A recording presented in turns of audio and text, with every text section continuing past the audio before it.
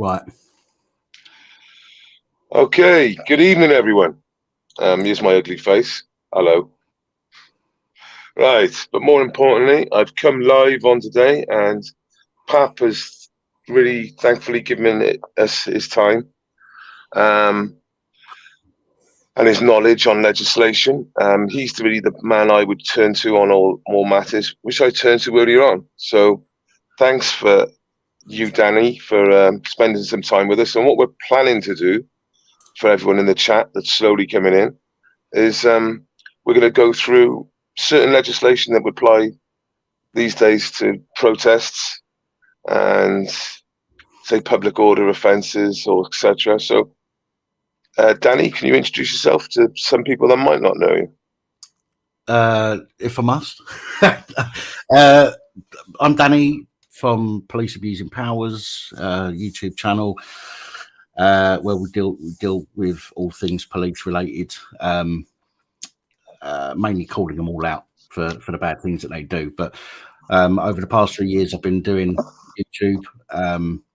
I've learned and educated myself on some of the legislation that's used in order to do the videos that I do, and help some people who may need some advice. Now, obviously, I'm not, but for everybody that's watching that doesn't know me, I'm not a qualified solicitor. Yeah, it's not legal advice. Just say it's not legal advice. I can't give you, well, I can give you legal advice. It's just that I'm not registered to give legal advice. Therefore, you should always, the advice I give you, you should always check it out yourself. But I try and break things down to a level where it's understandable. But this is based on my own understanding of the law and the legislation. But I always advocate that people, double check the information. And it is difficult, isn't it, Dan? Because we before we went live, we've had a discussion for about 45 minutes. And I literally just said, let's just do a live and just put it out there, because we have discussions, not arguments, but we're challenging ourselves on what, and it's not like it's a challenge game, but we're about educating, isn't it, Dan? And learning and making sure you're equipped to deal with these awkward situations that do come across sometimes. And just to give you an idea, I don't just make this shit up, by the way. So, I mean, I've got a criminal law, the book that the police use. I've got PACE, big thick book of PACE. I use these when I'm looking up the legislation, the public order, the latest public order book, and the roadcraft, the police driving manual. So I'm not, as I say, I'm not a qualified, but I can give advice, and it's down to you to double check anything that you're told. Basically, to be honest with you, Dan, I said that to someone earlier on. You don't take any word for whatever they say. You need to cross-reference everything and question everything. And of course, when you question it and you do your own diligence, then it just makes you more powerful. And in the sense that you've understood it because you've read it yourself, rather than being told it third hand. Okay. Right then, should we start with? I don't know if I want to start with the lock on immediately. Maybe a bit later on. Maybe I would suggest. But we were talking about what's happening in Llanelli at the moment, and what legislation would you suggest that the police might be trying to use in the near future? Because I've told you about the background now with the private land, public, and very unusual circumstances.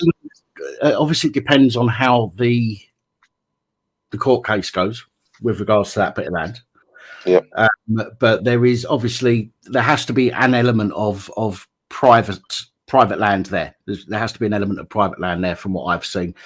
I do believe that, again, from what and I know not everybody in the chat knows what we're talking about exactly, but the location that Welsh's or that we're talking about this evening, there appears to be some element of privacy to that I believe is owned by the properties who have access to it, although it also has access to a hotel, but that hotel is a lot newer than the properties by the looks of things, which means that the properties must have had access to that ground first of all. and then the hotel being granted access or shared access to that ground. So I would suggest that in the grand scheme of things, I would say that it's private ground, not public. Therefore, the police are kind of limited in what they can. The craziness about all there's been developments now today. Like I was chatting earlier on, that they can't actually find who is the official owner at the moment. It seems to be, from what I'm seeing. But more importantly, what you mentioned earlier on, and it's a very, very good point, is you mentioned about the gate. So I don't know if you want to bring that Google image up, just for some people to. What was the place called again? Oh, okay. The Straddy Park Hotel, Llanelli. Say Llanelli, Dan. Llanelli. There you go. They take the piss out of me because they call me a softy southerner. So fucking, you're gonna get ripped. He said Llanelli earlier on. I don't know what the fuck he was talking. It wasn't Llanelli. Right. Okay. Let me just pop this into the share screen. So now you know that map a little bit better as well. Or you, because I've described to you the public road and the hotels, like you said, by there. Hopefully you can add to that and be like H for the hotel and R for the road, maybe.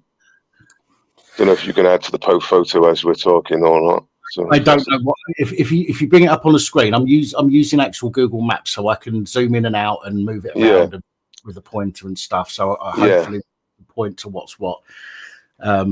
With people seeing. But what Dan mentioned, and we'll be able to see this in a minute, is that Dan mentioned about their gate. So he said, I would suggest that the outer part of any property would be their gate, and they've got one on the inner part of this shared driveway as such, which does make sense to say that they don't own any further from their gate. From their gate onwards is shared, otherwise they'd have a gate further on, sort of announcing that that's their land, and it's not. But yeah, it's up in the back. It's up in the back room there. Okay. Bang it in. Add to stream. Okay. Right. So this is the location. I'll let you just explain the situation and everything else. Okay, I don't know if you can see what I'm seeing, but the screen's blippering a bit on one side. It's like 50% of the screen has gone really bad. It's not showing on mine. Let's see if it. Oh, there we go. It's cleared up now. It's fine. Yeah. Okay, so for everyone, can you zoom in a little bit more? I don't know if you can zoom in a tiny bit more. If I zoom in, okay, that's fine. So the hotel is that yellow dot, and all that section there. And as you can see, when you come down from that hotel, and if you zoom in a little bit, that's the roads, as you can see. And if you look at those cars, those three cars, that's where that. It's going to go right. Okay. So you can see those houses then in the inside of that shared driveway. This is the issue everyone seems to be having, and this is why it's a civil matter. So there's one house down there on the left. You can just see that white. That's the house, and that's their garage. Very nice little. That's the driveway going behind this wall. That's a driveway. Yeah, but they've still got to enter the private driveway to enter their property, and the other either 3 or 4 properties on this side are quite similar. They've all got like a shared driveway into. So there is a gate that we've seen on Google Earth, wasn't there? There was a gate across there. I don't know if we can go forward and see if there's a gate tucked behind that wall or anything. When I zoom in, there's no gate. This is a different picture from the aerial picture. Right. Zoom out, you can see that there is a gate running across. Right. So across there. So and just for other people now that can actually, you might have heard a little bit about this story. Now you can see visually the problem the hotel seems to have. There is no other entrance or exit into that hotel. None they can legally use as well. So it is very grey, and if you want to zoom in a little bit and show us the private and public again, and the disputed land, because they're always all private there, but So from that fence there, and where this arrow is in that red car, and there where you see the discoloration of the concrete, that section there, right there from that lamppost going across there is a discoloration in real as well. That behind that line is the disputed bit, right, which is just causing all the issues is there. So that's the dispute bit for everyone, so you can sort of understand what's going on. And even now, everyone, this is a civil matter. This is not criminal, okay, at the moment. But we'll see what happens in the next couple of days. So yeah, there's a hole in the hedge, which is a little bit further on. I don't know if you want to go high a little bit, and just for the lols, because a lot of people have heard about the most protected hedge in the UK, which is this hedge. Or to the side. So basically, go up high, go to Google Earth. Ah, right. Okay, 1 sec. Sorry. So if, for example, you go behind the red car, you got that bush, and you got that concrete. You see the two bushes on the right, further down. That's it. Keep going. You see the two grey patches on the concrete. Well, so move. That's it. Okay, get your scroller. Move to the middle of the car park of the hotel car park. Where's your scroller? Can't see it. Yeah. That's it. Now, if you go down a little bit, go down. If I go any more than that, it's going to zoom. Okay. So, okay. We may not be able to do it. Don't worry about that. It means nothing. But anyway, there's a hedge on the side that they were entering and exit from for should we say, for at least 7 days. Yeah, it's that wall there. It is. That's the hedge. Right. So if I put little man over there,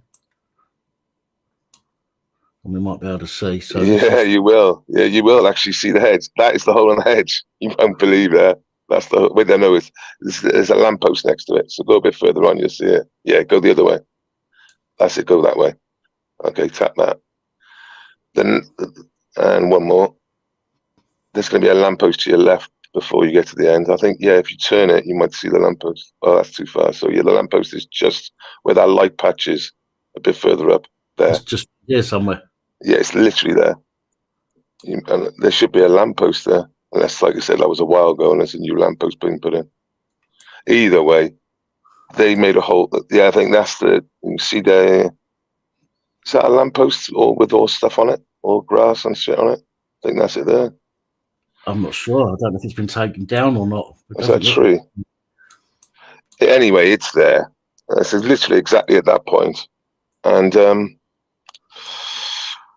yeah, they completely protected everything. But let's talk about the legislation, and if we can bring up some legislation, Danny, and we can hopefully help some people on what the legislation expects from the members of the public, and what is expected from the constables in question. So what we want to look at first of all? Section 35, I think. Do you think that's highly possible? 35 dispersal order is Antisocial Behaviour Act 2014. Do you want to put the third figure up now? Okay. Or should go up. Yeah. It should be there in the back now. There we go. Let's just zoom in a little bit if that makes a difference. Well, it is what it is. You might have to do it. Just right. Section 35 of the Antisocial Behaviour, Crime and Policing Act 2014 basically gives the police the opportunity to remove you from an area, but Section 35 is something that has to be authorised by an inspector or above. Mm-hmm. That's correct. So any old copper can't turn around to you and say to you, "Oh, right, we're going to remove you under Section 35." It has to be in place by an inspector, and it doesn't have to be in place before an event. It can be put in place during an event as well. Yeah. Which will then, obviously, as it says, it gives the authorization. It must be in writing. Must be signed, so it has to be written out or typed out, signed, and specify why it's being used in that particular area and that location. Yeah. let's suggest, for example, I'm the off. This is how I've seen it served before, and I can. So how they're supposed to officially serve it, you can correct me if I'm incorrect, is that they stop you, not detain you. They stop you, so you're not actually legally detained. That's the first thing. Yeah. And then they talk to you about the Section 35, and they give you a A4 bit of paper with a map on it, and they'll give you the brief write down that you can't be in this area for 48 hours. But of course, a lot of these people are living in that area, so it's very difficult for them to ban them from an area they live. But that's another crazy matter they got to deal with. But by you accepting the paperwork and acknowledging their orders request, you are then technically officially served. Is that correct, Dan? I think if you refuse to accept it, then what they will do is they will use something else. Like they will, you know what the police are like. They try and get people agitated, right? And the reason they do that is so they can either use the very, very easy breach of the peace and remove you anyway, or they can use the Public Order Act and suggest that you're causing people alarm and distress and whatnot. And that's, this is why the police, in my opinion, why the police tend to try and agitate people so that you do respond the way they know they're going to get told to do one. You know what I mean? And they're I think in some cases they're trained to get people to react in that way. Of course. In them to be able to use these pieces of legislation. Yeah, I'm like I said, like I said to you, I've got a few more subs recently from the police locally around there, and I'm sure they're listening in, a few of them. So hello to my new subscribers, the Tyrants in Blue. And I mean, the most senior officer, Red Commander, made some horrific decisions 2 weeks ago and arrested women for no reason and provoked arrests. And I believe he did that. It's shocking, the footage. It really is quite shocking. And I believe he done that to make an example to his constables, to say to him, look, this is what you're going to have to do. This is part of your job. And I'm now setting the standards for you lot to follow suit, because if I'm doing it, then so another thing on Section 35, because I've asked you this question, I think more on one occasion over the last couple of years I know you. There's no detainment under Section 35, is there? I don't believe there is, but failing to comply. Yes. With Section 35. Yes. You're not detained at the time, right?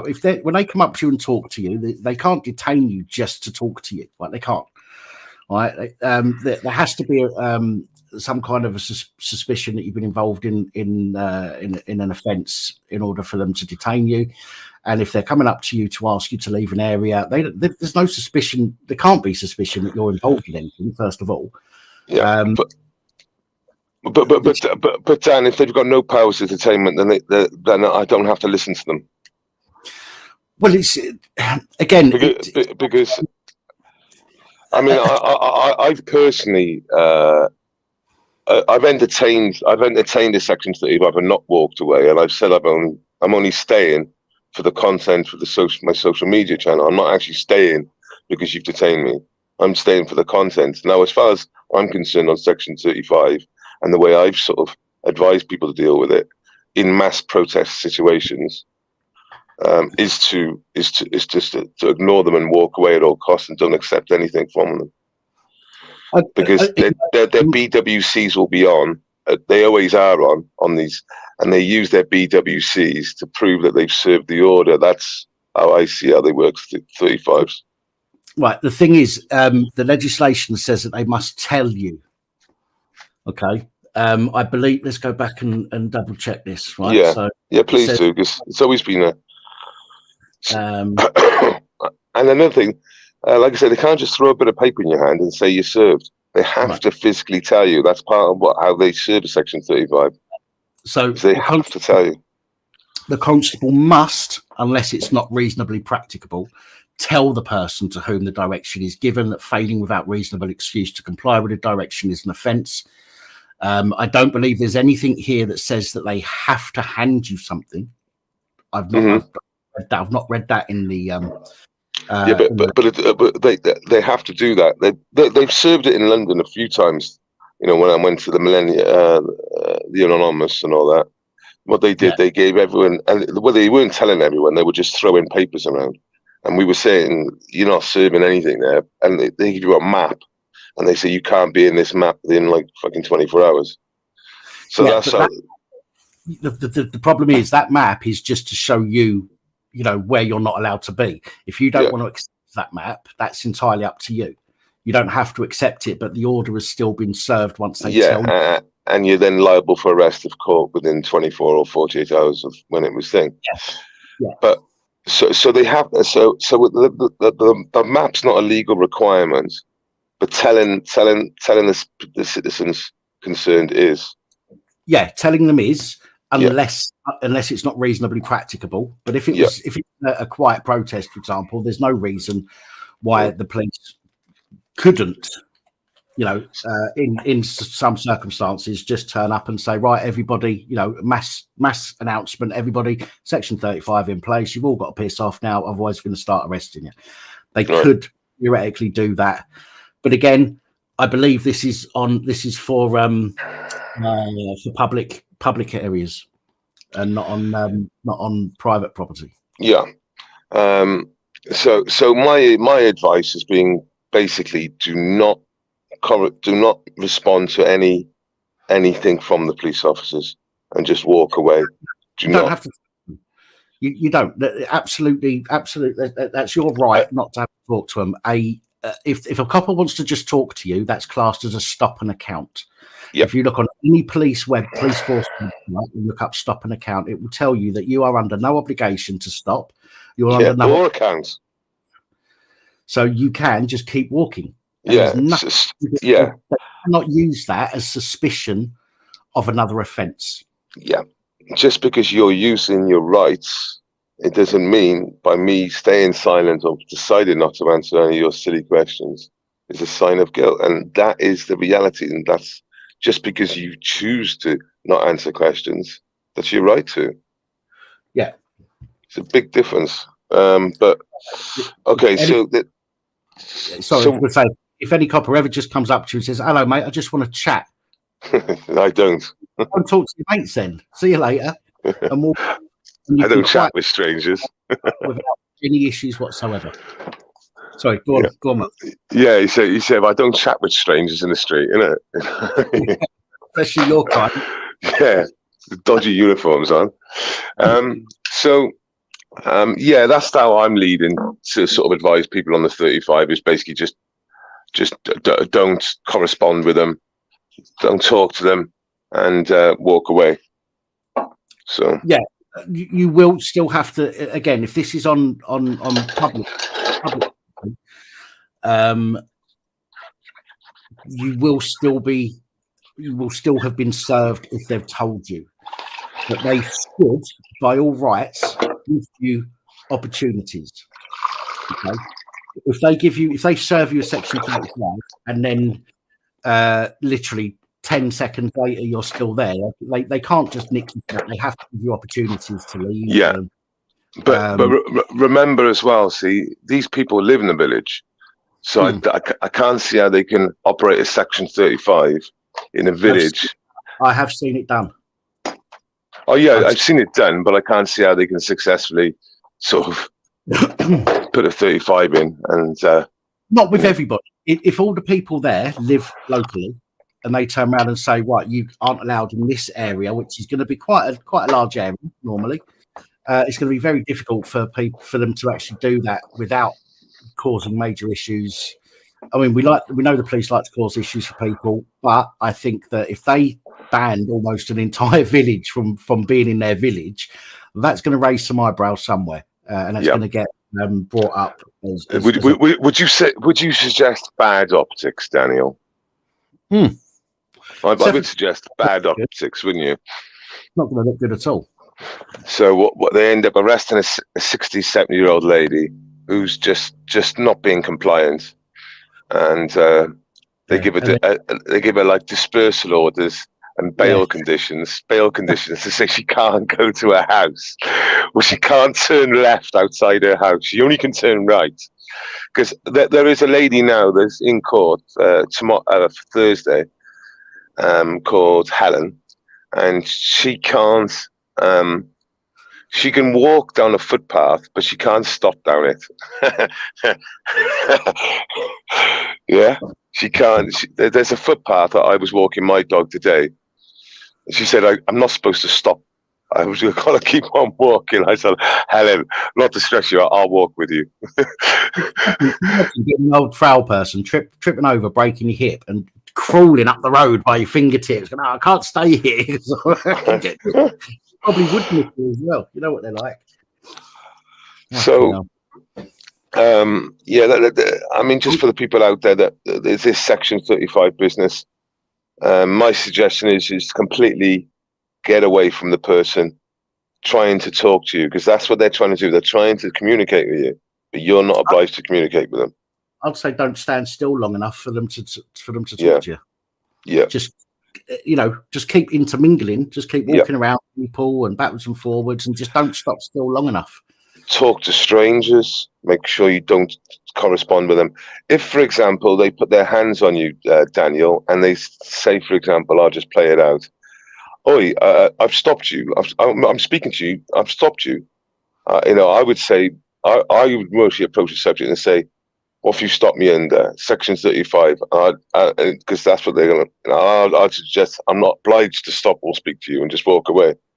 Well, if they put their hands on you, it could be classed as assault and battery. You haven't been deemed to have been involved in any offence at that point. Okay, the Section 35 is to stop people being in the area where issues might arise, right? Is it where issues have arisen or might arise? Do we know the writing on that? Because that could be a good way out of that as well for us. Conditions. First condition is that the constable has reasonable grounds to suspect that the behaviour of the person in the locality has contributed to or is likely to contribute to members of the public in the locality being harassed, alarmed or distressed, or the occurrence in the locality of crime or disorder. Now, the only thing that I could suggest that what you're talking about is going to have an issue is potential disorder. But again, if it's all the members of the public live in that area that are going to be there, then they're not going to be harassed, alarmed or distressed. They don't need a complainant, though, do they? They actually don't need a complainant. It's just all that belief business, if you believe. Yeah, it's belief, yeah. Bollocks. As I said, it's they have reasonable. Well, says reasonable grounds rather than reasonable belief. Right. So there's Section 50 of the Police Reform Act mentions reasonable belief.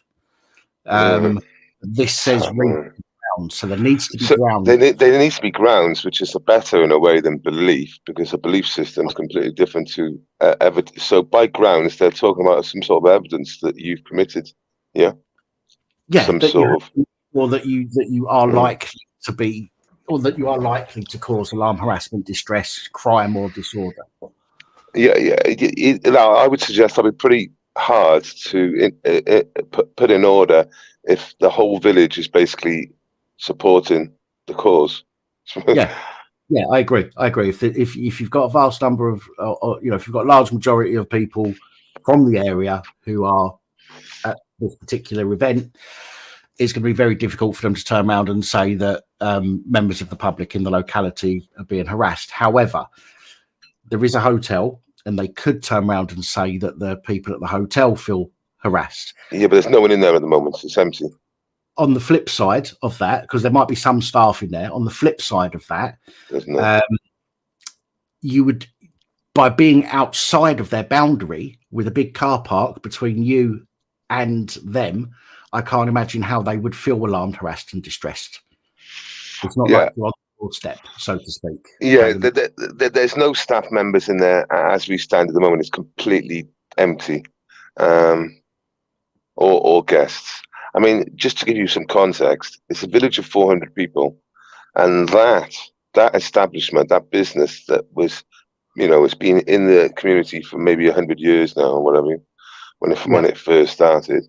That made redundant 95 people, or sacked them basically. 95 people. They employed 95 people, and they're all out they're all out. So, yeah. So what other legislation would you suggest that that they could use against? I don't think 50 really helps them, like we said, but they'll mostly use something else on top of 50 then. Yeah, Section 50 is generally a scare tactic. We're going to arrest you if you don't give us your details. You know, which is the requirement, isn't it, to actually give you details? Yeah, unfortunately, under Section 50, it is an offence not to give you details. But I can't remember what the word is, but it's an offence that is over as soon as you've given your details. Yeah. I got arrested for Section 50 up here. Had I not had 2 dogs at the time, I would have sat in a cell for 24 hours. And then I know. That was your first ever video, I think. I didn't actually know it was your first ever video, but you've said this story before. And it was one of the maddest stories ever, because Danny had everything correct, and it was an unlawful arrest, wasn't it, Dan? Yeah. Was it found out to be an unlawful arrest in court, or in the end? Got paid. You got paid out. Yeah. Good. There we go. Was it a reasonable payout? It was okay. It was. Yeah. It's not as much as the one from the Met, because they kept me for 24 and a half hours in the cell. Did you, when it was over 20 hours, you were sort of panicking, but at the same time, extra money? Yeah, I was asleep. I slept through it. They wouldn't give me my medication, and I'm not trying to find people that might get arrested, by the way, but they wouldn't give me the proper medication that I needed. That is also, as Bannerman done a program about that recently. Another YouTuber, people don't know. I don't know if you've seen the it wasn't Bannerman, it was Pinnock. You know Pinnock? Pinnock did a great video about that, where they didn't give him his medication and he was requesting it every hour. 18 and a half hours, and he needs it, of all accounts. Wow. Yeah. Okay, so anyway, moving on, weren't we? Sorry. Yeah. So Section 50 might be used in conjunction with another act to obtain your details, but at the end of the day, they can get your details. It's not out these days, is it? Yeah, this is all designed to be interlinking. So the dispersal order, Section 35, says that if there's reasonable grounds to believe that you're causing harassment, alarm, and distress to someone, which is a public order offence, so then they could go to Section 50. But again, they would need really something to back it up. They would need to prove in some way if that you're involved in public order offence. They could also then head over to the Public Order Act, which has changed somewhat since 2014. I think it was last done before this year. So should we move on to this new legislation, should we? Yeah, it's in the back there. So let me now this is very important for, I'd suggest, everyone, because I need to be educated on this quite a lot. So it's all yours, Danny boy. And if you want to do the brief one or the long one, or like you said, a breakdown, carry on. It's, well, the 2013 version of the Public Order Act is fairly long. It's got 35 sections. That, you know, for what we're talking about here, for the situation you're talking about, we don't need to worry about all of this.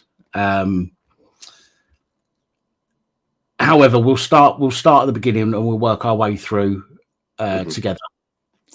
Explain what it says and my opinion of what it means based on what I've read and what I know.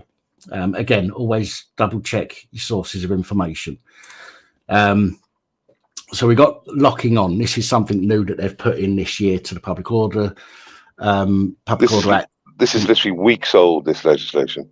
Yeah, in response to things like the Just Stop Oil and the Extinction Rebellion protests and things like that.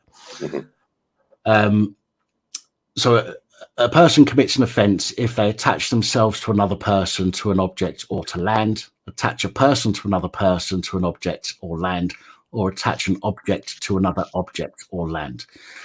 Now, in other words, that simply means if you have got your own handcuffs, for example, and you handcuff yourself to another person, or if, I don't know, if you glue your palms together to other people, as you know. Do they mention gluing? Just I don't know, it's not something that applies to us, but do they mention gluing at all? No, so can you lock onto each other? So in other words, can you hold interlock arms together? Right. I'll explain what I think from the legislation in just a second. But so if you attaching yourself means grabbing hold of or holding on to, right? Yeah, I suppose so.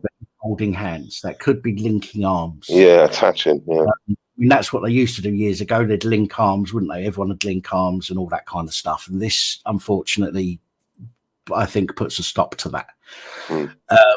If you attach a person to another person, so even if you're not the one that's attached to somebody or something, if you are the one that's tied two people together, or put the glue on their hands, or put the handcuffs, or whatever it might be, if you're the one that has helped somebody else become attached, then you're committing an offence as well under that section. Okay. And attach an object to another object could be, for example, attaching a boulder to I don't know, to a car, with a chain, as an example. So any of that kind of stuff. But this only applies on public, correct? I believe this is only public, yes. Although saying that, some situations do happen, some protests do happen on private. So imagine on Heathrow, for example. So you had those ones that went on to Heathrow. But an airport is completely different to normal public or private land. An airport would be right. Yeah. It's not legit. It's not a legit example. So what happens if they went into BP offices in the town centre of London and locked on in there? Right. Then that would be publicly accessible, wouldn't it? I suppose. I don't understand. Well, publicly accessible on payment or otherwise at the material time, but it does state here, in a place other than a dwelling.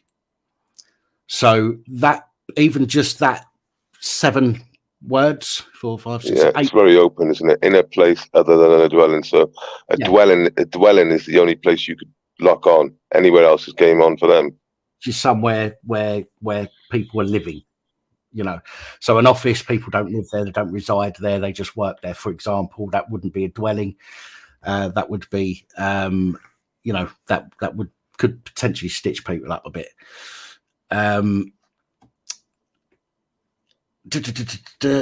It says that there is a defence for the person if they can prove that they had reasonable excuse for the locking on. Personally, I would suggest that if your right to protest is a reasonable excuse.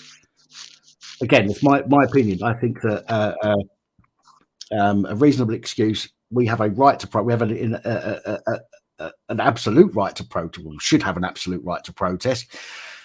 This is obviously curtailing that somewhat, and I think that something like this needs to go to the High Court as a test case and get some 3 extremely high up judges to take a look at it. Because this doesn't get looked at by judges, as far as I know. It seems to me that it gets written out by the politicians. It goes through to the House of Lords. They agree or disagree. Some of them might be lawyers, but it needs to go. I think all legislation needs to go in front of a panel of judges, high up judges, and be looked at meticulously that way. But so say for example, there was a lock on the private driveway. That is a civil matter, correct, or a criminal matter? That would come under this legislation, based on what the legislation says, the wording that's used in it, and you've got to be careful with the wording, which is why sometimes it will say reasonable, sometimes it will say belief. Just belief, rather than reasonable. Belief. Fucking hell. Yeah, I know, it's And ridiculous. they might even put reasonable in front of the belief. Yeah. But yeah, it's all about the wording. You've got to be very careful about the wording. The judges will, so we have to as well. So it's like, does that then become, like I said, that you understand that the driveway scenario now? So, would the police be able to get involved there? Because one, it's private land that no one is now, that we can see, is actually the landowner of it. Right. There's no. Which would probably mean it falls into the council's jurisdiction. Well, only if the council take ownership of that, where, that takes years as well. They can't, if you get my drift, it's about, I understand about the council take ownership of things, but that takes a period of time, and that's when no one is taking responsibility of it. I mean, that's all been tarmacked by, I would suggest, all the people there. Yeah, well, if we can find out who tarmacked it, then that would make things a lot easier. But it's like with private roads, the council won't touch a private road, which is why in a lot of videos, especially the auditing videos, when they go, "Oh, get off of our land, you've got to go all the way over there," and they're like, "Hang on a minute, this is public." No, it's not. We own it, and they're like, "Well, hang on a minute, there's street lights, there's that's the one, mate. There's all sorts. So stick it up your ass type thing." Well, that's why I said to Active and Yorkshire Rose, look at litter bins. The litter bin says Kent County Council on it. It's game over for him if it says anything like that. Drain covers, lampposts, signs. And there are some drains on that bit of land as well, I saw. Yeah. So without looking at them, I mean, I can't look at the floor on here, but I can see that there are some drains, some drain covers there. I think the end result would be that I think people just got to, regardless of the legalities on the subjects, I think that you just look, people have got to have some balls and the backbone. Take the arrests. The worst thing that's going to happen. Let me just pull this down for a minute. Let me just remove from stream. Let me just do that for a minute. I think that people need to realise that we're not going to get anywhere if we're scared of being nicked, right? Because the police will try anything that they can to get at us, right? To get their job done, even if it means breaking the law. Yeah. And we all know that happens way more often than it should do. And if we're scared about that, if we're worried about getting arrested, okay, then they're going to win straight away, right? Over something about this is to do with trying to preserve your country, trying to preserve your rights, trying to preserve your freedom and your right to protest, right? And if you're gonna let the police nicking you, holding you in a cell for a couple of hours before letting you go, which is all they want to do, right? They just clear the area. They're not asked really about prosecuting you. Well, I think it'd be quite hard in a lot of ways if they took a load of arrests to actually prosecute people. Yeah, but on a protest thing, right? I do know that many police in a situation that you're talking about. We're not talking about the ones that we have seen where people are doing all sorts of crazy shit, but the ones that you're talking about, I think if people understand that, yeah, you might get arrested, but it's only to clear you so the police can fuck off and do something else, right? It's just to get the protest over and done with. So what I think people need to do is they need to be ready for mass arrests and say, right, they're going to, there's 70 people here.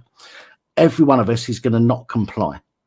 Okay. Number one, where are they going to find a room to nick 70 people? Right. What do is they go for the ones that they think are going to have the most effect on everyone else. So, for example, they go Welshie.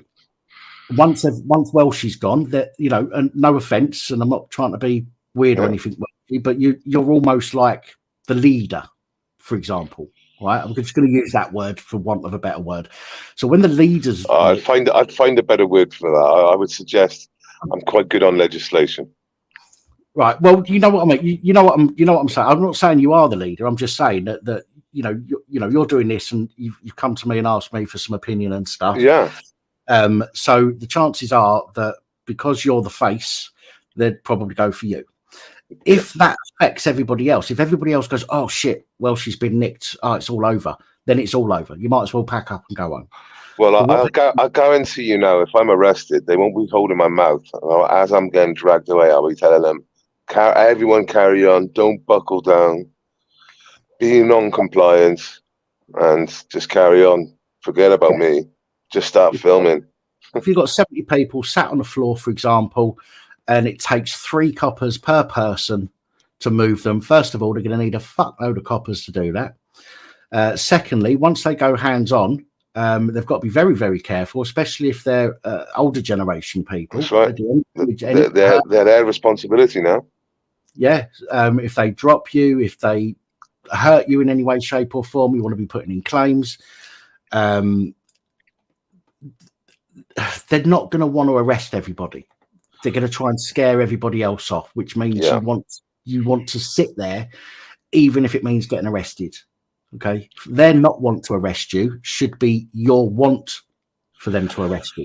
So I was speaking earlier on to a few people, and I suggested that the police will use the arrest as their joker card, as they like, but in reality, if we turn around in return and say, well, I don't want to spend 24 hours or 12 hours in the cells, but I'm prepared to do so.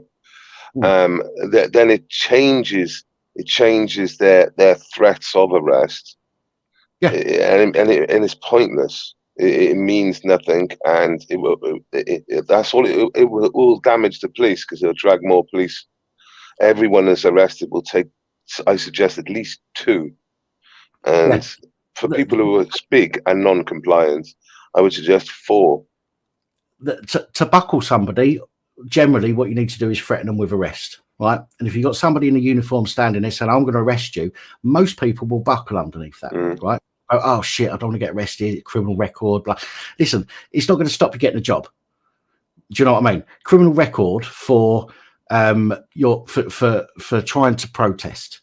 Okay, to save your village, to save your country, to whatever whatever your reason for doing it is. Nobody's going to turn around and go, "Oh well, I'm not going to give you a job then."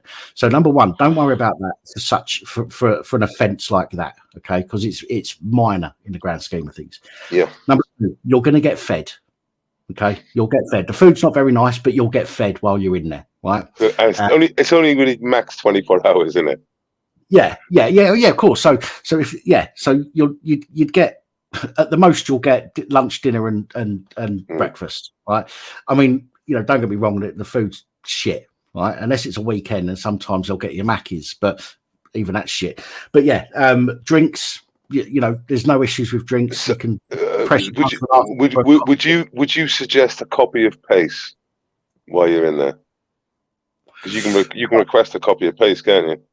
You can, but PACE is this big, right? And this is in the book, right? PACE is that big, right? And there is 800 pages, 740 odd pages, right?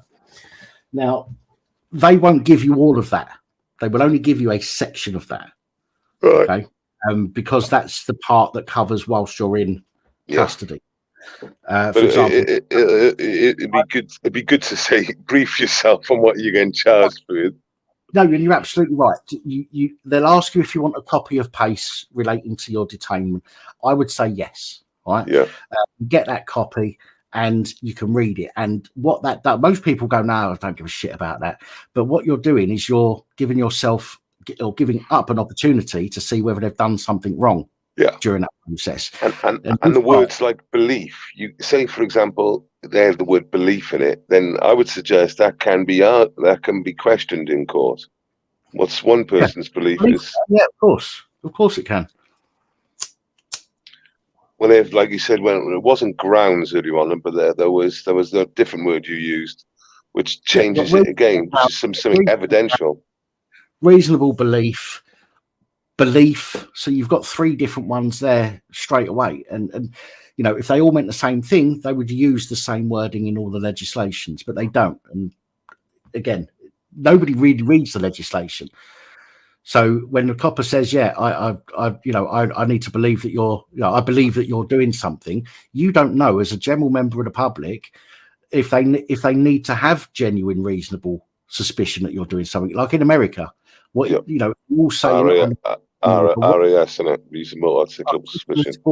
reasonable suspicion. Over here, we don't have that. Yeah. They've changed it. They've taken that out of some piece of legislation. It's in some. RAS. It's a mess. The whole legislation is a mess. Yeah, that's what they call it, though. RAS, isn't it? Reasonable articulable suspicion. And like I said, they ripped it off us. But and, ask for a copy of case. Read through it because you're going to get bored, right? But that's fine. Just get your nut down for a bit. But have a read of that, and then you'll be able to think over what they've done, how they've treated you, what they've said, what they've offered you, all that kind of stuff. And if they've not done something that it says they should have done, or if they've done something that it says they shouldn't have done, then make sure you keep a mental note of that till you get home, and then you go and see HNK solicitors. That's correct. HNK solicitors. Yeah. So if anyone, I'll tell you now, I haven't used HNK, but I know so many people that have. A lot of all the auditors near enough do, and other people do as well.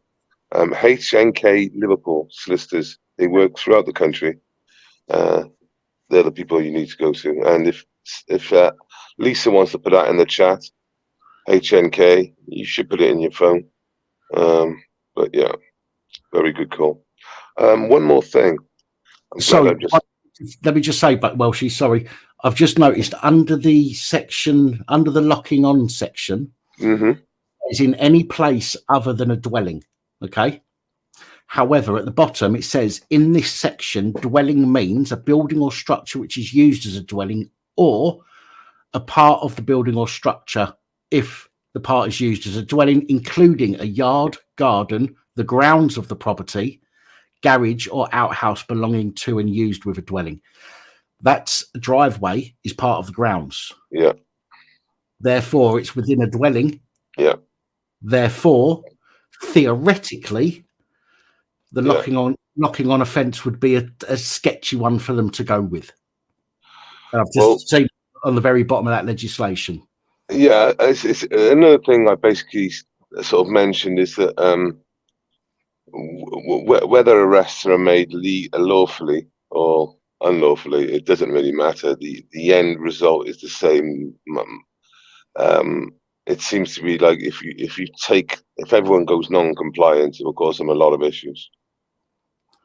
Yeah, and as I say, I'm glad I've seen that bit. Again, this is new legislation. I've not been through it all, and there's a lot to go through. I don't tend to look at a full piece of legislation when it comes out. I tend to look at the bits that I need to look at the time that I need to look at. And I've not had to look at them because it's not something that I normally deal with until anything to add on the Section 12 lock on or on the other public order offences that when maybe try, or any sections you're thinking of? Serious disruption by tunnelling. None of that's going to be swampy. Obstruction, etc., of major transport works. It's a driveway. It's not major transport links or anything like that. It's not key infrastructure. It's not to do with access to or provision of an abortion service, although I'm sure many of them probably help the abortion services. Won't say any more about that, but we'll just keep that there. Powers to stop and search under the new legislation. Obviously, they will have a power to stop and search you without suspicion. Under what power? The Section 12 they're talking about. This is Section 11 of the Public Order Act. That's the new one. Yeah. So you got Section 12. You got Section. So what? I think one of the people got done under Section 35(1) of the lock on. I think I unchecked. So Section 1 of the new Public Order Act is locking on. Sorry, what was that again? Section 1. Right, it's the locking on's bit. The locking on. Right. Section 11 is the power to stop and search without suspicion.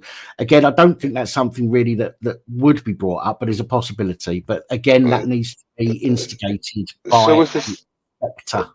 Yeah. So is the Section 12 got to be put in place, or the Section 12 always in place? The section The lock on, like the lock on just always there. locking on is just locking on. It's just an offence like Right. shoplifting or something else. It's just So how, you know, like they do a stop and account or a stop and search. So that, you know, they say that the grounds are that you look like someone that was looking into car windows or whatever nonsense. Yeah. Yeah.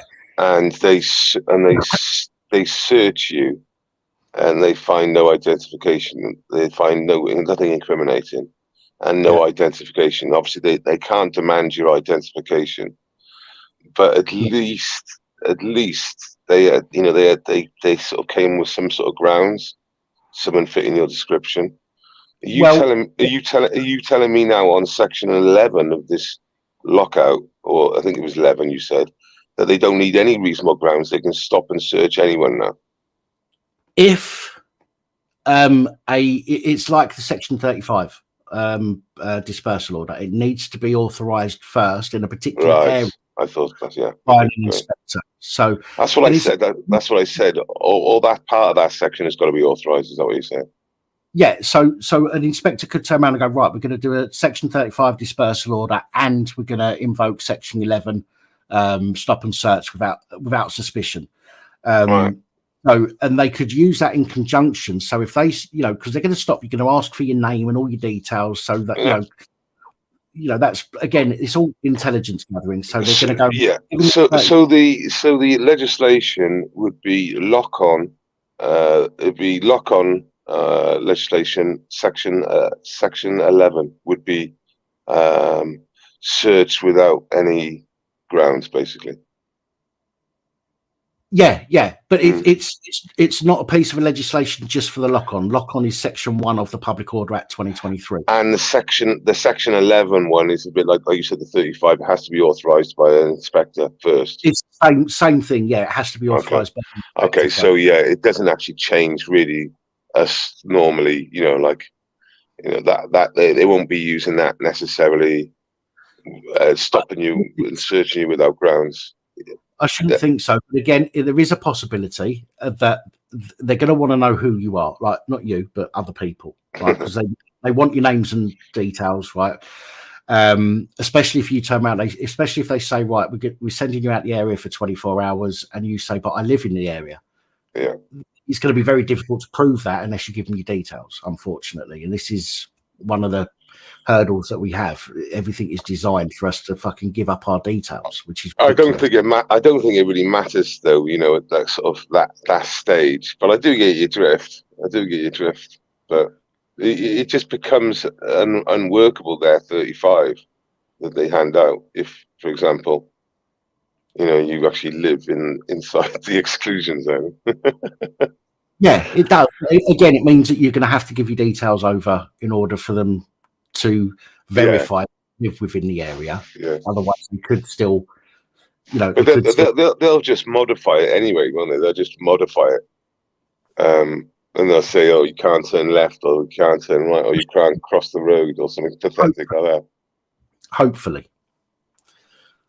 And again, I'm just trying to be I'm trying to be realist. I'm not trying to say they're not going to do that, or they are going to do that, but there is a potential that some dickhead inspector might go, I've had enough of this shit, let's teach them all a lesson. But again, I'm not trying to frighten people. As I say, at the end of the day, the worst thing that can happen is you get nicked, you're held in a cell, maximum of 24 hours, okay? Very unlikely that they're going to keep you in there for that long.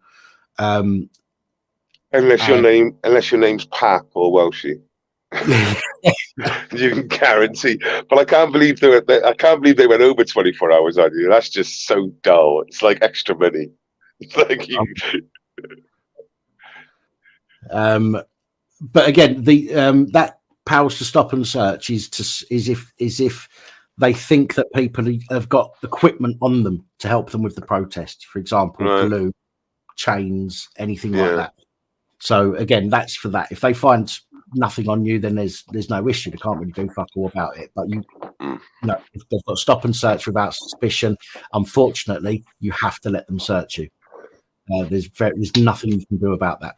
But if it's just a chat they want, which in most cases they say initially, we just want to chat, you can walk away. Just start whistling to yourself and walk away, and just keep mingling, keep moving on. Don't stop long enough for a couple to question you. And if they put their hands on you before arresting you or detaining you, then that's assault and battery. Yeah. And the most important thing everyone needs to do is, and you say this, I'm going to get this saying from you, and I hope you can fill it up. Always film police and other authorities. Isn't it? Isn't that what you said? Words we used to use now. Remember, film the police and other officials. That's that's it. So, especially if they wear a high-vis jacket. But, Anything in the high-vis jacket is a wanker. Yeah, just film them. Guaranteed, you're going to get content. So, and apart from that, sorry, I just want to let me just double check. I've not missed anything here, so that might be of use. Yeah, take your time. Let me go through the chat a minute. See if there's any questions that anyone wants to speak of in the chat. So take your time. And so I've put a call out. It'll take 30 seconds to get any information through. But a question for Dan or a question for me on legislation or anything? There's lots of comments coming through, right? But let's see. I've just realised that they've actually got a section in here for one-person protests. Wow. Read it to me just for the fucking lols. In the City of London, as if an assistant chief constable read. Hang on. Oh no. So that's. Hang on a sec. There is a section here to do with that, but I'm getting myself confused there.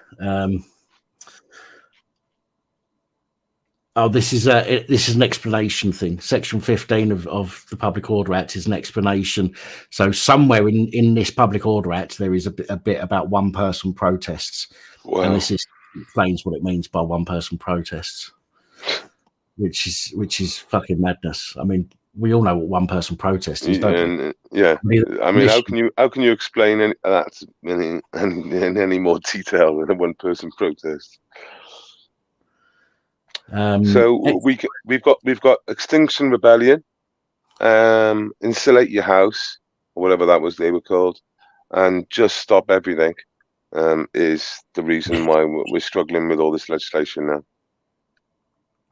Yeah, pretty much. Yeah, they've used that as a catalyst to create these new changes. So when I say to all these far leftist cult members, you're puppets for the government, I'm 100% correcting it because you just don't see it. They would never have got this through Parliament. I see fucking loads of people leaving comments in the chat saying, "Oh yeah, good.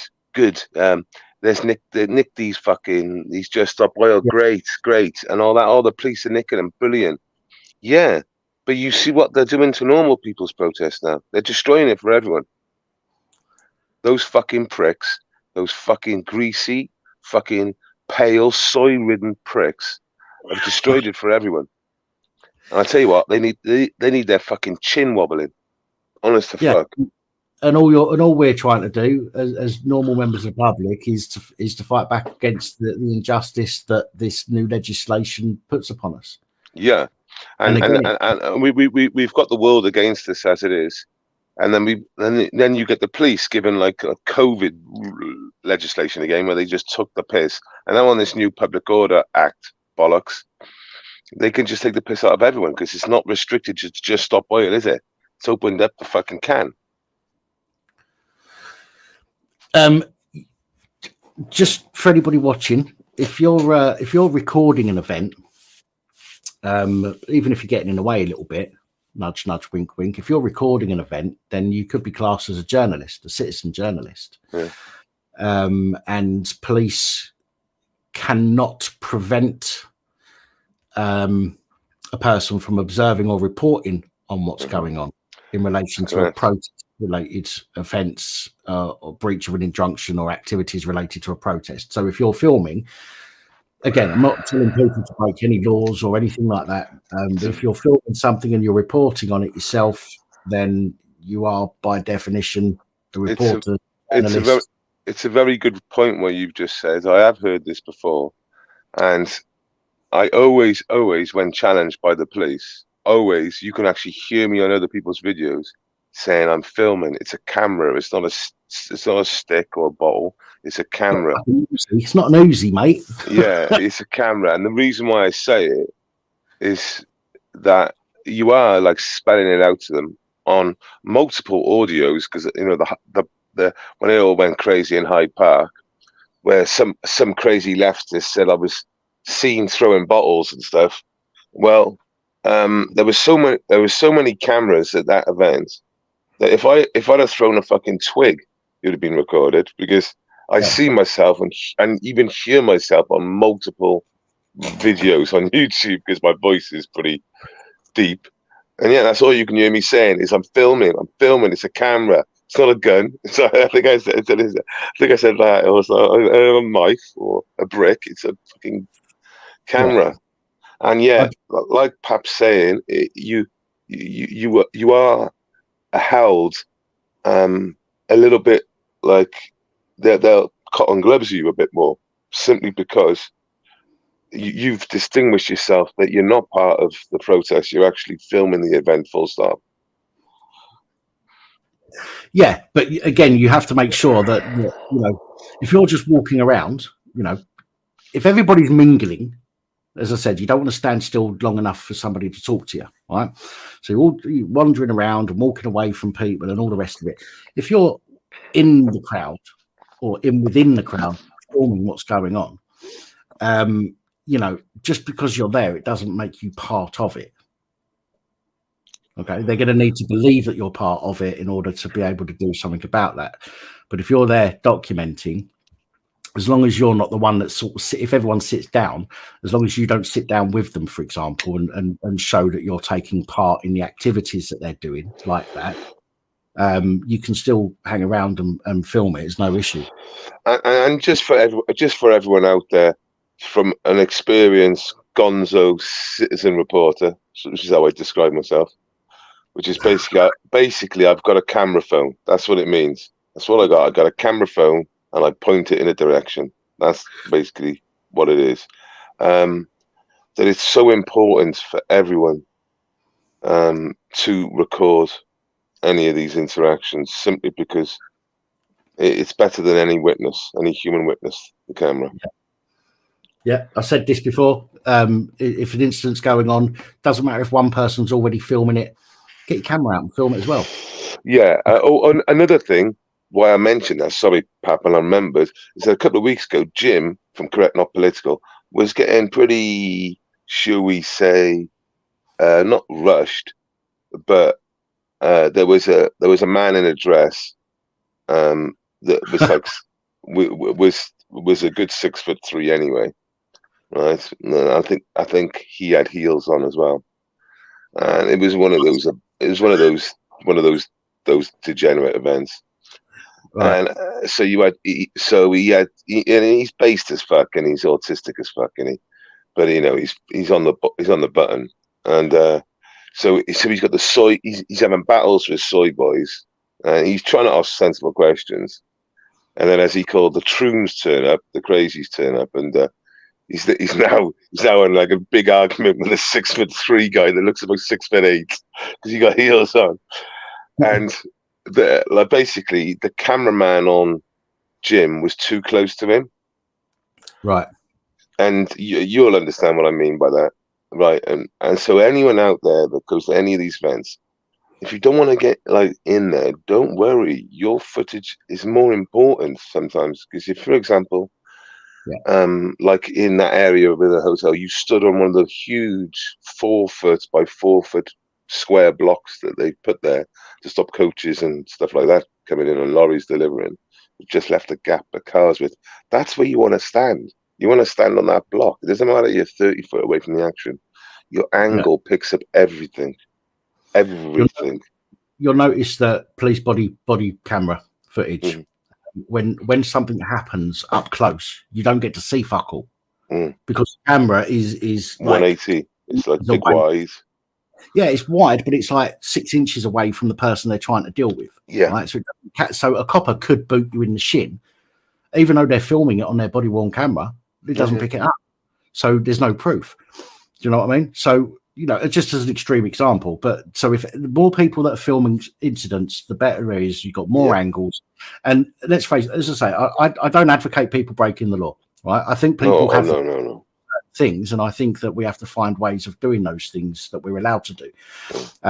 But if somebody's breaking the law and if you're filming a situation and it turns out that the person that you're filming adds a 12-inch blade in their fucking pants pocket or whatever, right, then that's a good thing. Like, you're filming, you've witnessed that, number one, right? You've got evidence, you can give that to the police, right? Because we don't want those people on our streets, do we? No. Right. But on the flip side, if the police are bullying somebody and searching them and treating them like shit and they've got nothing on them, you're also capture that. But the more angles that we capture these incidents from, the better. The police will be under the microscope a lot more. So I'm literally saying it to the people that don't want to get close up. Get that wide, a long angle where you'll pick up everything, and you can actually pick up the key bit, for example. So, you know, just because you can't get within 12 or 20 foot, it doesn't matter. If you can get a little bit higher, or you get an overhead shot, everyone's 6 foot, you're 5'5". Get on a fucking big block. Now you're chilling up there. Do you know what I mean? And you end up with the best shot, you know? Can I respond to JRS Artworks put, you are policed by consent and that consent is manipulated? JRS, the thing with consent, right, is, we've all got consent, but this is the thing that most people don't realise is that the consent should be individual. But because we've now got a government and because we've now got MPs, we give that MP the right to give our consent, okay? And it's based on the majority of an area. Well, it should be based on the majority of a particular area who agree with something. Then that MP goes to Parliament and says, yes, my constituency agrees, because it's the majority. Unfortunately, as we know, voting of any kind these days can be manipulated massively, and we never know the true outcome. We only know what we're told by the people who are collecting the votes, and these are the people that want these things to go through. Do you know what I mean? So when people say, I withdraw my consent, unfortunately, as an individual, you can't. There's no way you can withdraw your consent as an individual. It's a bit it's a bit like the free man of the land. It's a wasp's nest, that is. And yeah.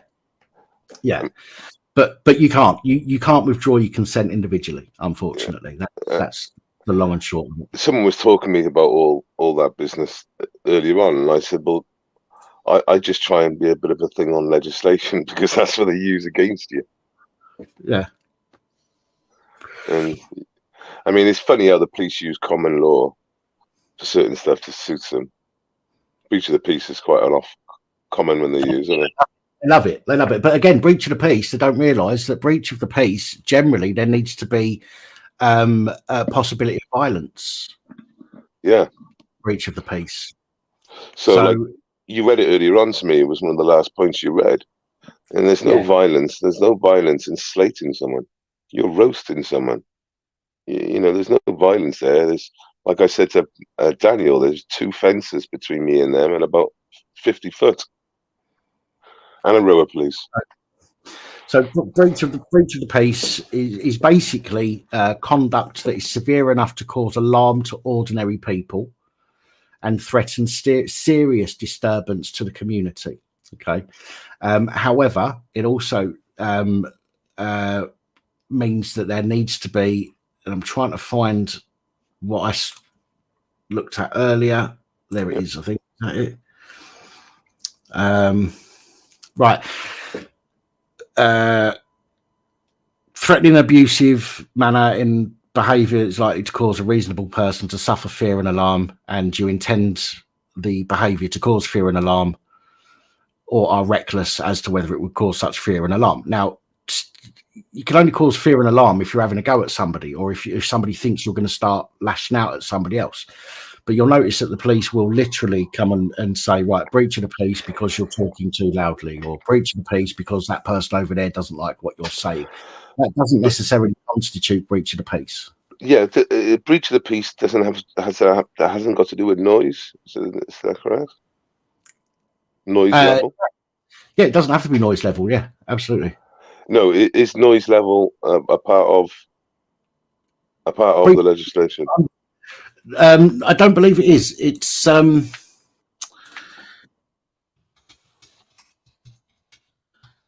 think that's how I remember it. It's not a noise breach of the peace. It's what comes out of your mouth, and then obviously the threats of violence.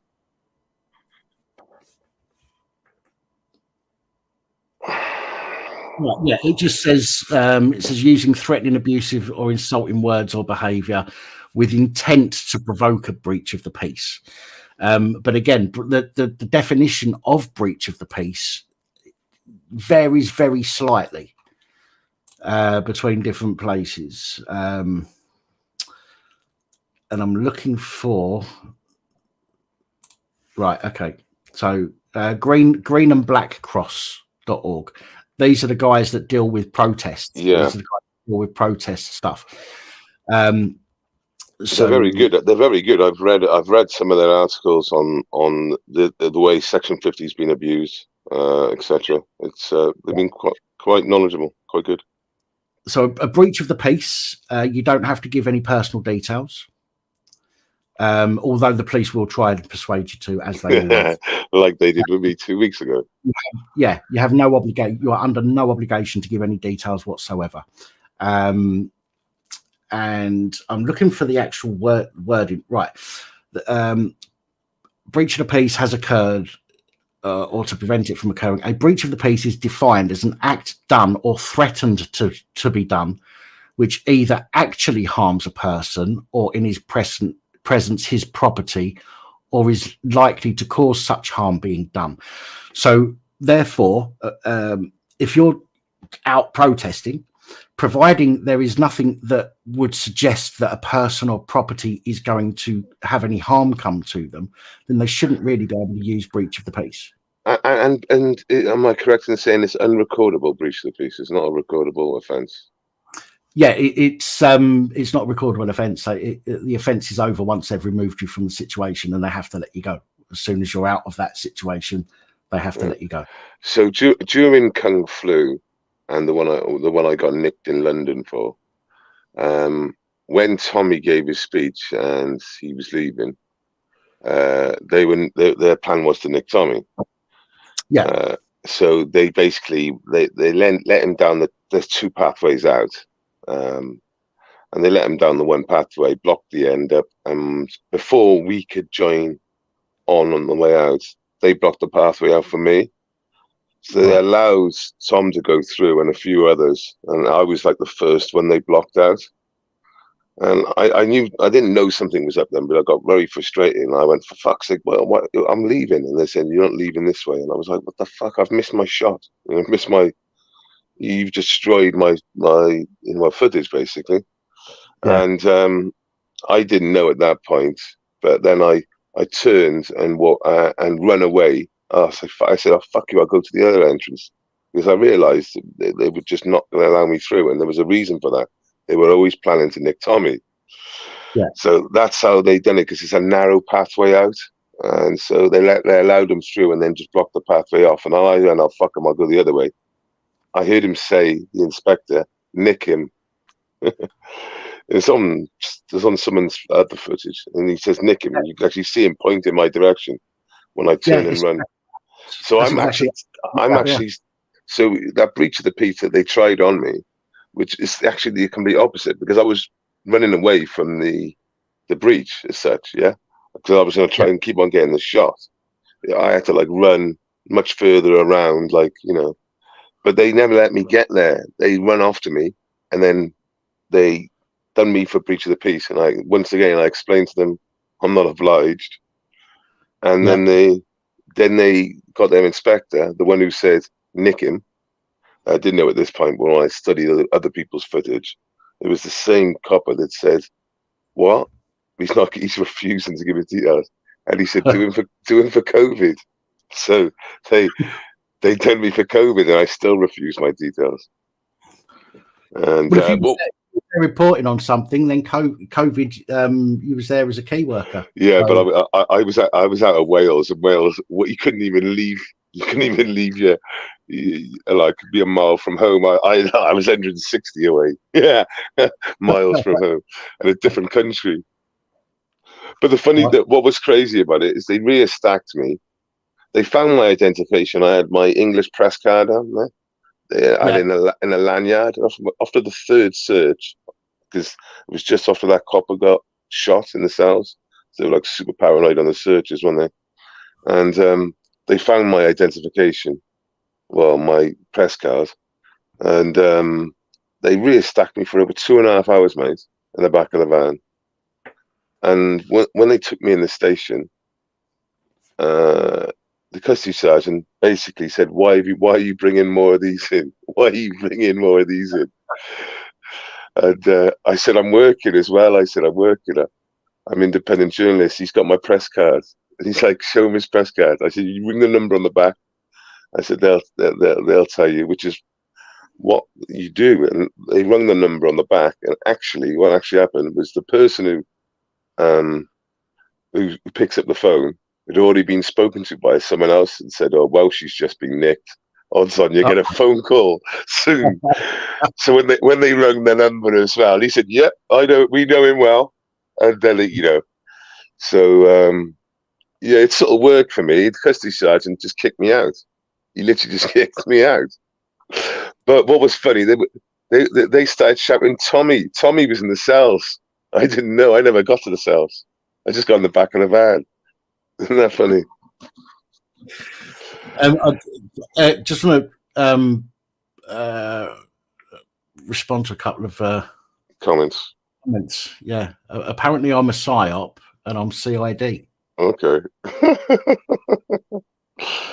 I'll let you respond to that one if you want. Well, do you know what? I do look at the chat, but there's some people in the chat you just gotta pinch of salt territory, I mean, just let me give you some background on Dan. He's been arrested, and for someone who's so knowledgeable on legislation, he was on his first technically audit, even though he's not an auditor. I know you wouldn't say that, but he's had some unlawful police around him, and he's dealt with them very well. And he's got some payments out of it. You're going to get some payment out of that BBC one, aren't you? The old Chick one, isn't it? What's his name? David Chick. Yeah, Spider-Man, yeah. So Fathers for Justice. So once again, it's very stupid how they keep on repeating these really poor actions because, well, it does, because when they look in your background, they must realise that you've had a few claims against them.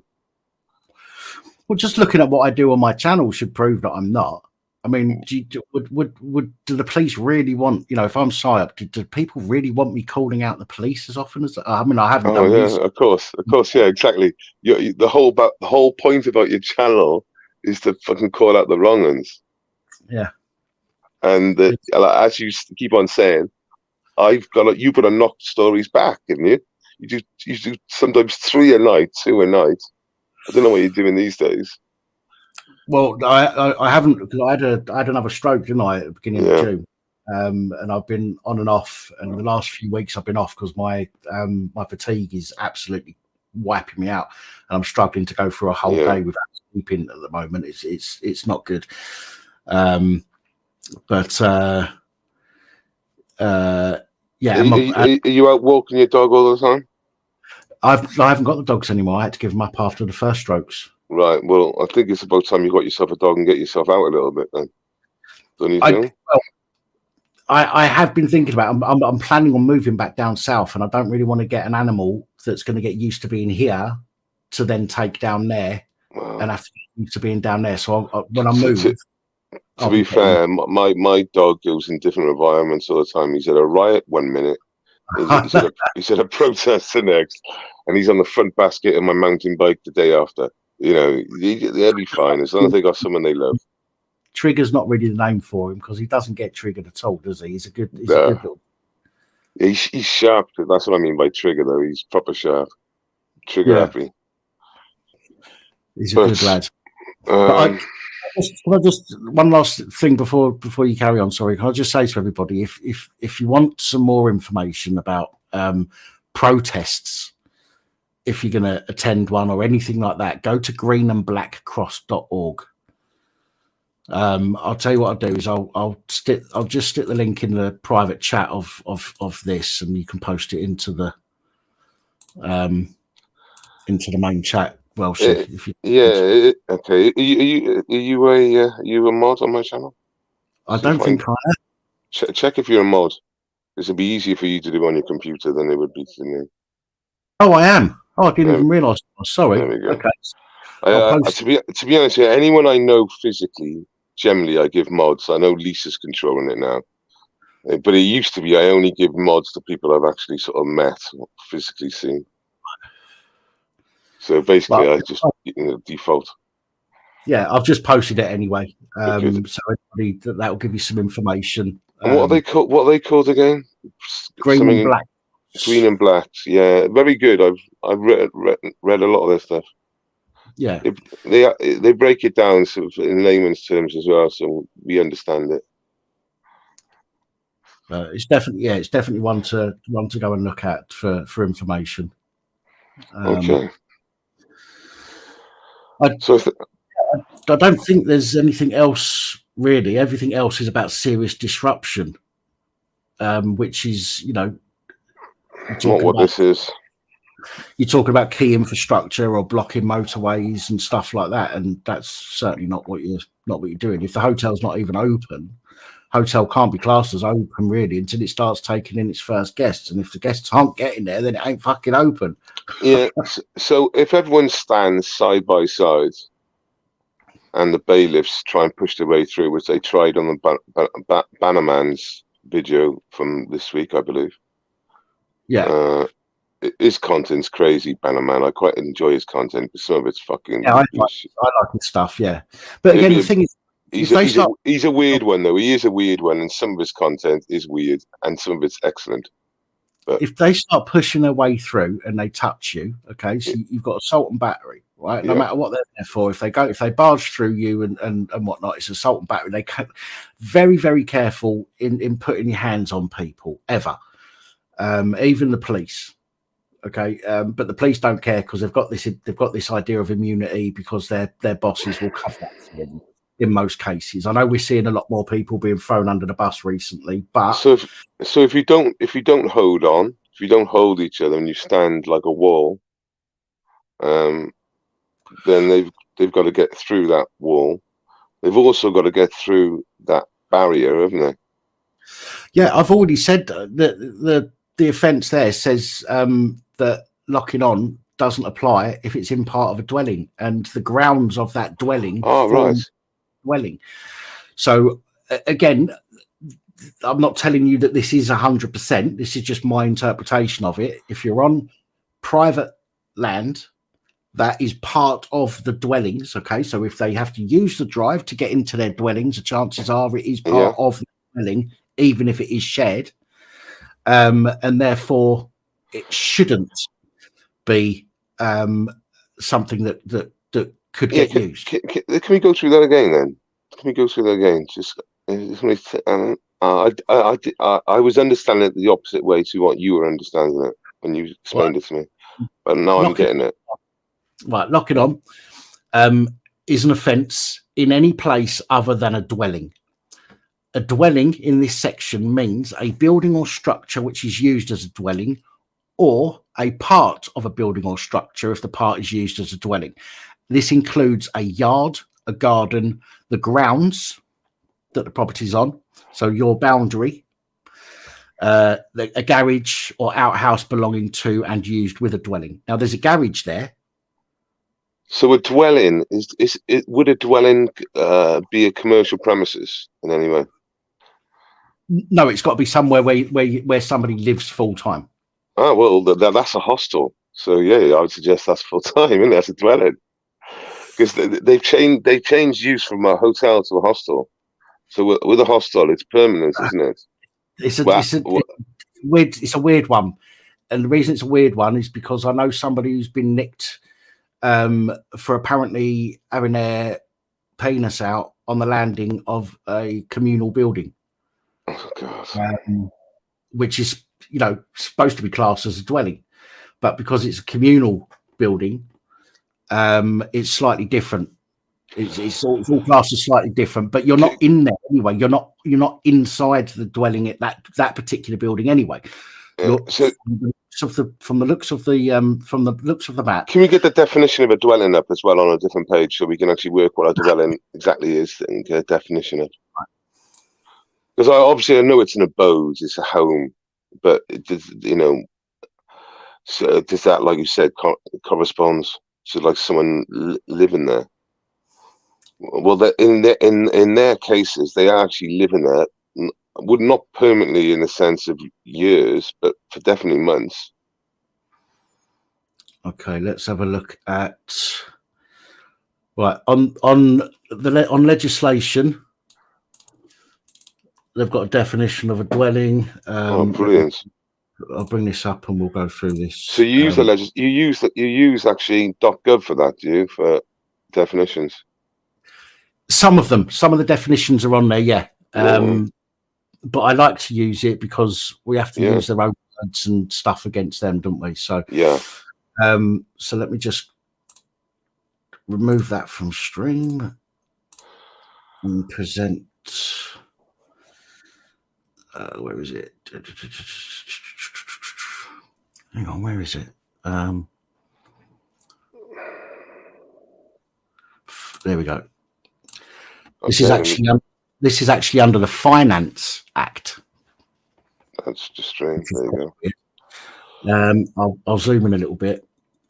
Hopefully, right, a building or part of a building counts as a dwelling at any time when it is used or suitable for use as a single dwelling, or it is in the process of being constructed or adapted for such use. Land that is, or is it a single dwelling? Does it say a single dwelling? As used as a single dwelling, yeah. What does that mean? So that would mean a property for one family, I would imagine. Mm. So, for example, a hotel, and based on the fact that I know somebody that got arrested for something in a communal area of a block of flats, I would imagine that means a house, a single unit, if you like. Yeah. And paragraph 2 of this, land that is or is at any time intended to be occupied or enjoyed with a dwelling as a garden or grounds, including building or structure on such land, or land that subsists or is at any time intended to subsist for the benefit of the dwelling, is taken to be part of that dwelling at the time. Now, the driveway is for the benefit of the dwelling because they need to access their driveways. Therefore, I would suggest that area is part of their dwelling, even if it is shared. It's still part of their dwelling individually. It's quite interesting, isn't it?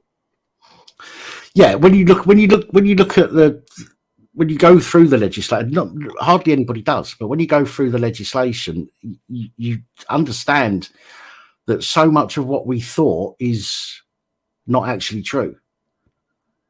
The police will use certain acts of law and they're told to use it for certain situations. They just get told, when in their training, they don't learn the legislation.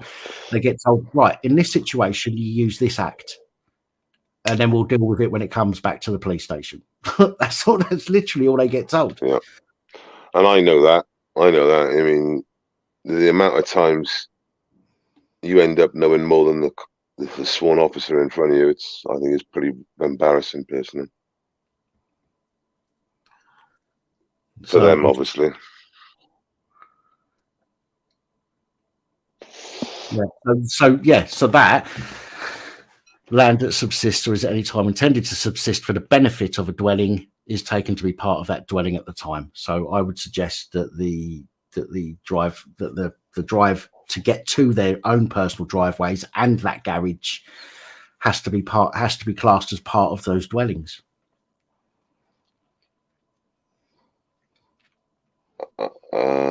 So you're talking about the residents, the abodes, the actual houses there.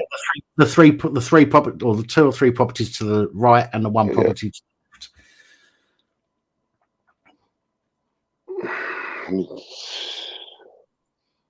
It's difficult because we don't know. As you've said, we don't know who owns that piece of land. But if it's a shared driveway, and I would presume the houses were there before the hotel. Yeah. So instead of looking, they were there before the hotel. So instead of looking at the hotel, look at the dwellings this time and say, well, the dwellings, and make it part of. Well, to be fair, that there would have had to have been some part of a, even if it was only a short road, if you want to call it that, to access the properties. So therefore, all they've done is extended it to allow the hotel to use it.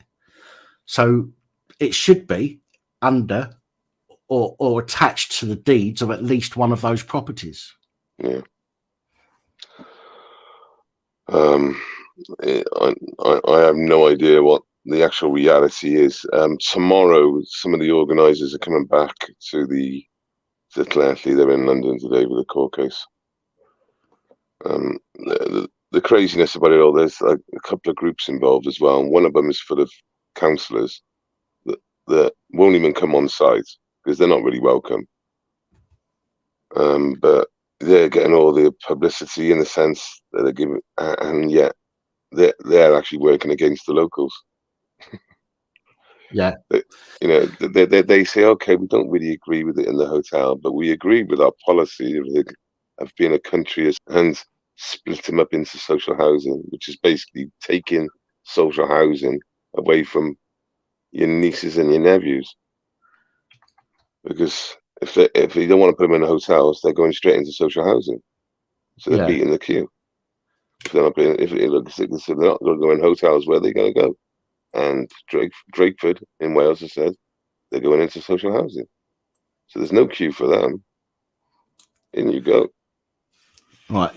So Will T said driveway can be blocked, such as if there is a designated space outside your property and a raised curb. Unfortunately, this has got a lowered curb, so that the council have lowered that curb, or at least given the owner permission to lower the curb. But again, it's the hotel has clearly, from what you've said, has been given access to that bit of the road after the properties that were there have been allowed to use it to access their own garages, etc. So again, I would suggest that has to belong to the properties, homes. And another weird one, we're blocking driveways. So I'm under the belief that if there's no vehicle that you're blocking from exiting, technically they can't do anything if you're blocking a driveway. So the traffic warden explained it to me is if your car was in the driveway, someone blocked you in the driveway and you couldn't get out or go to work, then they can remove the vehicle. But if for example, there's no vehicle in the driveway, then technically someone can block the driveway and there's not much they can do. I'm not 100% sure of that, to be honest, but I would suggest that if there's a dropped curb, then and somebody blocks that, I think that's an offence. Right. If there's no dropped curb, so if somebody's, if somebody's had to drive up the curb and across the pavement, that's actually the offence. But somebody parking outside somebody's entrance or exit to their driveway when there's no dropped curb, I believe that is perfectly fine to do. Right. Yeah. I mean, it was a traffic warden that told me. I thought it was a ridiculous thing when they said explain it to me. I thought that's just ridiculous. Because obviously, if your car's not in the driveway and you want to put your car back in the driveway where it belongs, that's why you got a driveway. You can't get in it. And they went, yeah, you can't do anything about that. Your vehicle's got to be inside, and you can't be prevented from leaving. I don't necessarily think that's true. I think that's only true if there's no dropped curb. Again, I might be wrong. It's not something that I cover very often on the channel. Well, So Ricky says I'm spot on. Ricky says, but I don't even I until I properly check. Yeah, it's just hearsay, isn't it? So I don't know if there'll be something you could actually check up on now. The score on blocking driveways. See if it comes up. I don't know.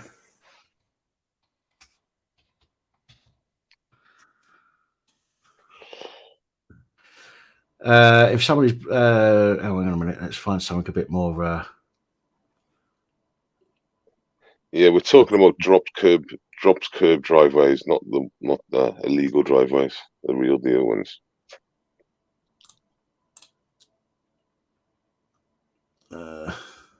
People around me put drop curbs in their driveway, and they had the council come along and knocked it all back out, and they had to block their wall off. Okay, let's see what it says here. Rule 243 of the Highway Code. Let's have a look at that. Right, Highway Code. Rule, what did I say? 243. So that's in here. 243. Do not park in front of an entrance to a property where the curb has been lowered to help wheelchair users and powered mobility vehicles. Okay, it just says do not. All it says under the Rule 243 of the Highway Code says that you do not stop or park in front of an entrance to a property. However, it doesn't mention anything about dropped curbs or not. But again, I would suggest that a dropped curb isn't an entrance to a property, and the reason for that is because it's illegal to drive across the pavement if there's no dropped curb. Yeah. So I would class that as not an entrance to a property because there's no real entrance there. It's illegal for them to drive across anyway. So right. So yeah, just thinking about the hotel again. For absolutely hours and hours, there's so many different things that would come up in the process that we could be on here all night. I think we'll wrap it because it's an hour and 40, so we've done pretty well. But thanks for coming on, and hopefully it's given a few people a little bit of idea of what we're up against and how you must try and work legislation for you rather than against you. And the only way you can do that is with knowledge. Just don't ever be aggressive. You can non-comply. That's not too much of an issue. Don't be aggressive. If somebody grabs hold of you, be very careful not to try and yank your arm away from them. Just if they're going to grab hold of you, just allow it. Okay, because in the best case scenario, it's going to be a claim for assault and battery. In the worst case scenario, you try and pull away, 2 coppers take you to the ground, and you end up injured. So but then they can use resisting and all that kind of bollocks to try and get away with that. The best thing to do is to let them do what they need to do.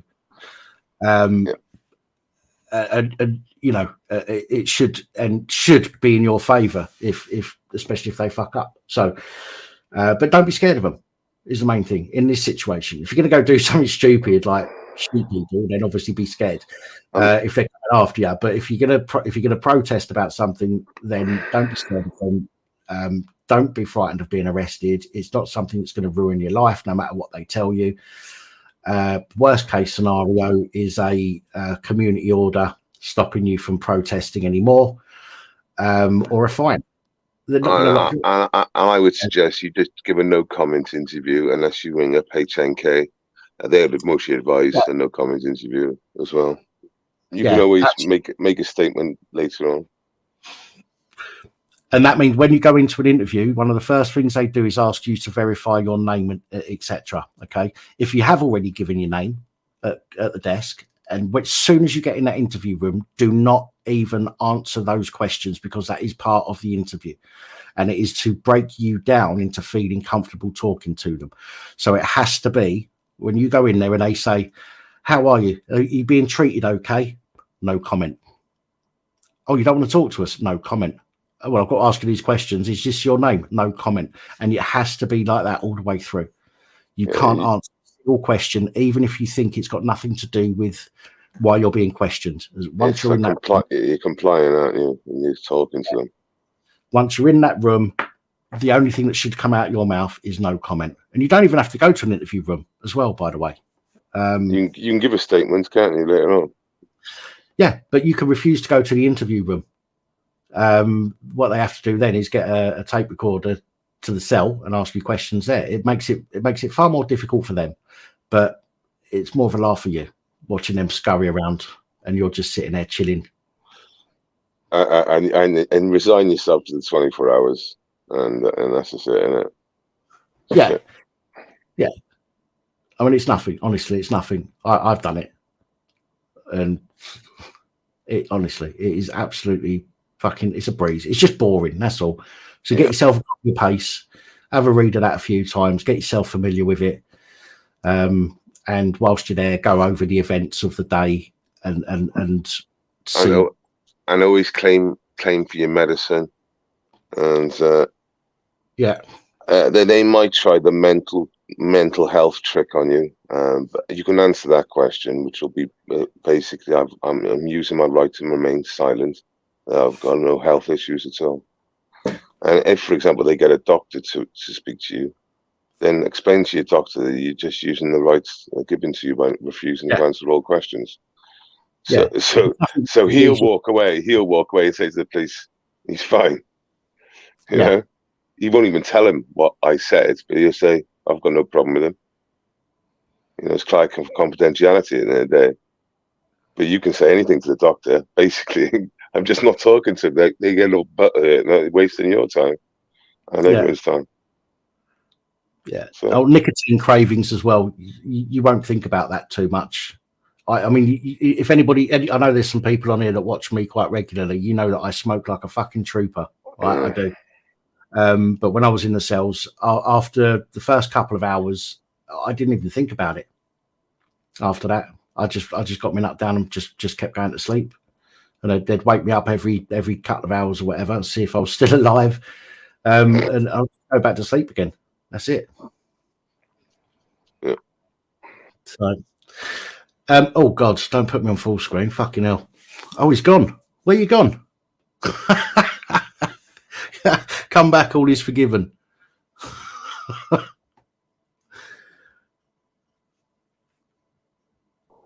I'm back. Oh, there he is. I panicked for a minute there. Yeah, I pressed the wrong button. Sorry. So yeah, I mean, if there's anything anyone else wants to ask, again, I can only advise. I can't tell you what to do, what not to do. I can only give you, my opinion based on what I know. And again, I'm not all knowing of everything, but it might, I'm hoping that I've given some people at least something to think about. Maybe something's come up and you've gone, oh, actually. And hopefully you'll go and do a little bit more research on that and check things out for yourself. As I've said, never take anything that especially on YouTube, never take anything for granted. Always do your own research into things as well. But yeah, hopefully that's okay. Some bits. Thanks for your insight, Pap. It was really good. And like I said, hopefully it has helped out a few people there. And for any other process. But thanks for everyone for coming in. And like I always say, question everything. Cheers all. Take it easy.